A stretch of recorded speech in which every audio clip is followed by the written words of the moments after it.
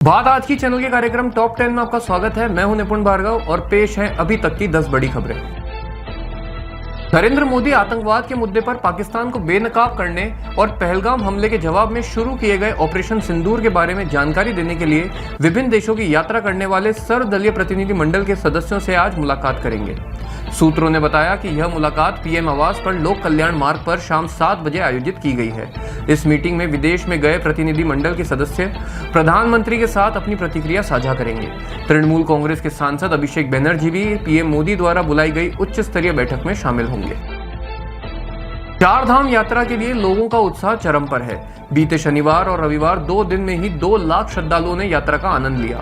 वहीं भीड़ की वजह से यात्रा के रूट पर भारी जाम लगा है। यमुनोत्री धाम में अब तक 4.5 लाख से अधिक भक्तों ने मां यमुना के दर्शन किए। वहीं गंगोत्री धाम में भी 4 लाख से अधिक श्रद्धालु दर्शन कर चुके हैं। बता दें कि केदारनाथ में सबसे ज्यादा भीड़ उमड़ रही है और रोजाना यहाँ 20,000 से ज्यादा श्रद्धालु दर्शन कर रहे हैं। अब तक यहाँ 8 लाख से अधिक श्रद्धालु आ चुके हैं। बद्रीनाथ धाम में भी अब तक 6.5 लाख से ज्यादा श्रद्धालु पहुंच चुके हैं। हालांकि इतने श्रद्धालुओं के पहुंचने के बाद भी कोई ज्यादा दिक्कतें नहीं आई हैं। जम्मू कश्मीर के मैदानी इलाकों, हरियाणा और पश्चिमी यूपी के ज्यादातर स्थानों पर 12 जून तक और राजस्थान, पंजाब और चंडीगढ़ में 13 जून तक लू चलने की संभावना है। हालत यह है कि सुबह की शुरुआत ही करीब 30 डिग्री तापमान से हो रही है। दिल्ली और एनसीआर में अगले 4 दिन तक सतही हवाएं भी चलने की संभावना है। धूल भरी आंधी के चलते वायु गुणवत्ता सूचकांक भी 219 पर पहुंच गया है, जो खराब श्रेणी में आता है। मोहन भागवत पटना में केशव सरस्वती विद्या मंदिर में चल रहे आरएसएस कार्यकर्ताओं के प्रथम वर्ष के प्रशिक्षण वर्ग का निरीक्षण कर उन्हें संबोधित करेंगे। इससे पहले मार्च महीने में भागवत 5 दिवसीय दौरे पर बिहार आए थे और 3 दिन मुजफ्फरपुर और 2 दिन बिहार के अलग अलग क्षेत्रों में प्रवास किया था। बिहार में कुछ महीने बाद विधानसभा चुनाव है। ऐसे में संघ प्रमुख का बिहार दौरा बीजेपी के लिए काफी अहम माना जा रहा है। बता दें कि यह प्रशिक्षण वर्ग 24 मई से चल रहा है और इसका समापन 13 जून को होगा।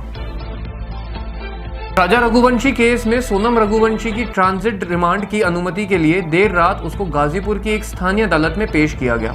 मेघालय पुलिस अब उसे लेकर शिलांग जाएगी। वहीं इस केस में शामिल एक आरोपी को यूपी के ललितपुर जिले से गिरफ्तार किया गया है। इससे पहले सोनम का भाई गोविंद भी मेघालय से गाजीपुर पहुंचा। भाई ने कहा कि अगर सोनम दोषी है तो उसे फांसी दी जानी चाहिए। सरकार का हर फैसला हमें मंजूर है। डोनाल्ड ट्रंप ने लॉस एंजलिस में स्थिति को सामान्य करने के लिए पेंटागन को 700 मरीन को तैनात करने का आदेश दिया है। ये मरीन नेशनल गार्ड के जवानों के साथ मिलकर हालात को काबू में लाएंगे।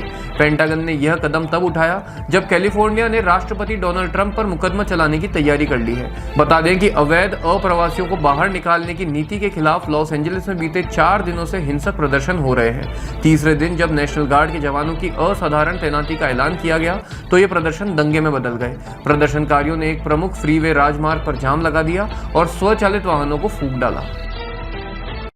केंद्रीय मंत्री जीतन राम मांझी ने सभी मंत्रियों को अपने क्षेत्र, विभाग, जिले और राज्य के संबंध में 11 साल की उपलब्धियों के बारे में बताने के लिए कहा है। उन्होंने पटना में एक प्रेस कॉन्फ्रेंस करने का फैसला भी किया है।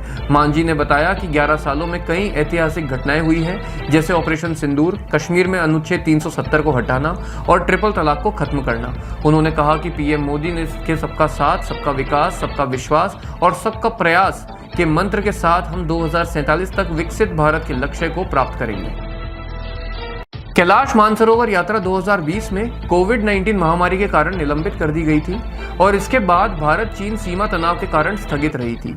यह यात्रा अब फिर से शुरू हो रही है। केंद्र सरकार ने सिक्किम में स्थित नाथुला चेक पोस्ट को कैलाश मानसरोवर यात्रा के लिए तीर्थयात्रियों के लिए वैध यात्रा दस्तावेजों के साथ भारत में प्रवेश और बाहर निकलने के लिए अस्थायी आधार पर अधिकृत आव्रजन चेक पोस्ट के रूप में नामित किया है। साथ ही उत्तराखंड के पिथौरागढ़ जिले स्थित लिपुलेख भी आव्रजन चौकी घोषित किया गया है।